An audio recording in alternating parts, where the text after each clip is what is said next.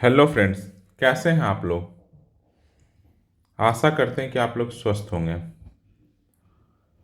तो finally BPSC ने announce कर दिया, आयोग ने अनाउंस कर दिया कि बापू परीक्षा जो केंद्र है उसका हम लोग एग्ज़ाम कैंसिल करते हैं।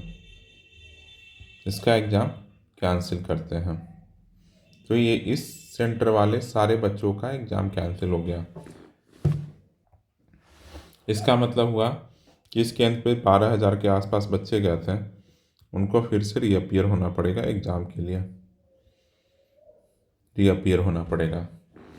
तो आप लोग तो प्रीलिम्स की तैयारी शुरू कर दीजिए, जितने लोग भी हैं। अब इस दौरान अभी बहुत सारे बच्चे, मैं देख रहा था बहुत सारे न्यूज़ चैनल पे, ये जब बता रहे थे ये आयोग, तो बच्चे कह रहे थे कि सारा एग्ज़ाम कैंसिल होना चाहिए ऑल ओवर बिहार। तो आप लोगों का क्या मानना है कि सारा एग्ज़ाम कैंसिल होना चाहिए कि रहने देते हैं, जितना एग्ज़ाम हो गया हो गया? आप लोगों को क्या लगता है कि फिर एग्ज़ाम हुआ है कि नहीं? आप लोग कमेंट सेक्शन में ज़रूर बताइएगा कि फिर एग्ज़ाम हुआ है या नहीं हुआ है।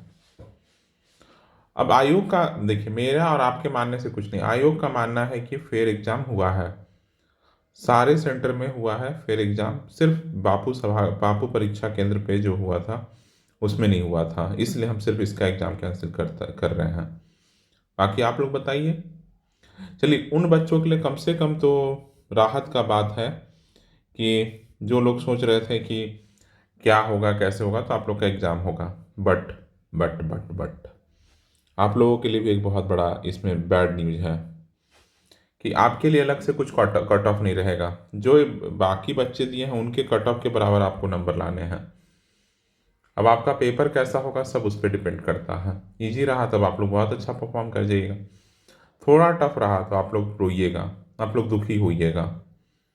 ये तो फर्क हो गया। तो आप लोग अपने जोर लगाइए कि कोशिश कीजिए कि इस जो अभी एग्ज़ाम हुआ उसके उस कट ऑफ में अपना नंबर के आसपास अपना नंबर लाए लेकर आएँ।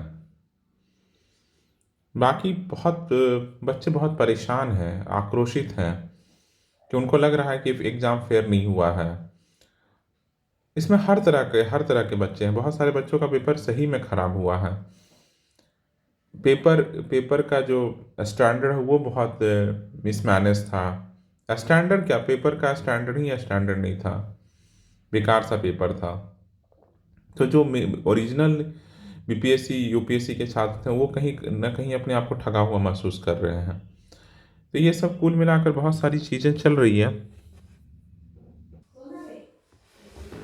तो बहुत सारे परीक्षा केंद्रों में स्थिति अच्छी नहीं थी, लोगों का ऐसा मानना है, मेरा तो कुछ नहीं मानना है। बच्चे बहुत, देखिए मैं यूट्यूब चैनल पे देख रहा हूँ, बहुत बच्चे जी, जब ये लाइव न्यूज़ चैनल पे आ रहा था मैं देख रहा था, बहुत सारे बच्चे कह रहे थे कि ये पेपर कैंसिल होना चाहिए ऑल ओवर बिहार। इसके पीछे लॉजिक दे रहे थे कि एक सेंटर पे पेपर लीक हुआ, लेकिन तो सारे सेंटर पे कैसे मान लें कि नहीं हुआ होगा। ऐसा ही 65th में, शायद 65th में भी एक सेंटर पे हुआ था लीक, उसका बाद में दे दिए थे। अब देखिए, दो तीन तरह के बच्चों को बहुत फ़ायदा है। एक तो जिनका पेपर उस दिन ख़राब हो गया था बापू सभागार में, वो लोग तो अपना परीक्षा दीजिए। दूसरे उस तरह के बच्चे हैं जिनके 85 से 90 मार्क्स बन रहे हैं, उनकी मेंस की तैयारी नहीं है। तो आप लोग मेंस की अब अच्छे से तैयारी कीजिए, क्योंकि अब मेंस का डेट बढ़ेगा। क्योंकि इसका प्रीलिम्स अभी तक नहीं लिया गया है, जब प्रीलिम्स लिया जाएगा फिर उसका रिजल्ट आएगा, कब आएगा कुछ नहीं पता। आज भी इन्होंने मेंस का डेट अनाउंस नहीं किया है, मेंस का डेट अनाउंस नहीं किया है। तो आपके पास भी समय है, आपके पास भी समय है। बहुत लोगों का इसके इतर यह है कि बहुत लोगों का बहुत बहुत बेकार हुआ पेपर ये, लोगों के नंबर नहीं आ रहे हैं। और मार्क्स नहीं आने से क्या हो रहा है, उसके लिए वो पूरी तरह से जिम्मेवार इस यूबीपीएससी के सारी कार्य पद्धतियों को दे रहे हैं। वो भी सही है, जिस तरह से आंदोलन हुआ, आंदोलन को फेल कराया गया कुछ टीचरों के द्वारा, वो भी गलत हुआ। बहुत सारी गलत चीज़ तो हुई ही है स्टूडेंट के साथ। उसमें स्टूडेंट की भी बहुत सारी गलती है, और टीचर्स की तो सबसे बड़ी गलती टीचर्स और आयोग की है। नॉर्मलाइजेशन के मुद्दे पर इन्होंने दिग्भ्रमित करने का जो लोग काम किए वो बहुत गलत हुआ बच्चों के साथ। स्टैंडर्ड ऑफ पेपर का जो क्या क्या कहते हैं, पिटारा ढोल बजा रहे थे आयोग, उसका तो हवा ही निकल गया। क्या सवाल पूछे उनको भी नहीं पता है। वन लाइनर सवाल था भाई, वन लाइनर सवाल था। मुझे तो लग रहा था कि कैसा ही पेपर पूछ दिया है। और हाँ, आप लोगों को उन लोगों से बचने कहूँगा जो आज बता रहे हैं कि कट ऑफ बहुत ज़्यादा जाएगा। उन लोगों से बचिए, आप लोग जो बोल रहे हैं 100+ कट ऑफ जाएगा। मैं तो उनको एकदम सीधे सीधे कहता हूँ, वो पेपर जो बोल रहे हैं 100+ जाएगा कट ऑफ, उनसे पेपर में 70 नंबर ना आए। कभी पेपर दिए हैं वो लोग? टीचर सिर्फ बन बन के मुंह फाड़ रहे हैं। कभी नहीं आएगा 100 नंबर। उनसे बोल तो रहे हैं 80 नंबर लाने में उनके पसीने उतर जाएंगे। जितने चैनल हैं ना, जितना टीचर है ना, सब फर्जी टीचर हैं।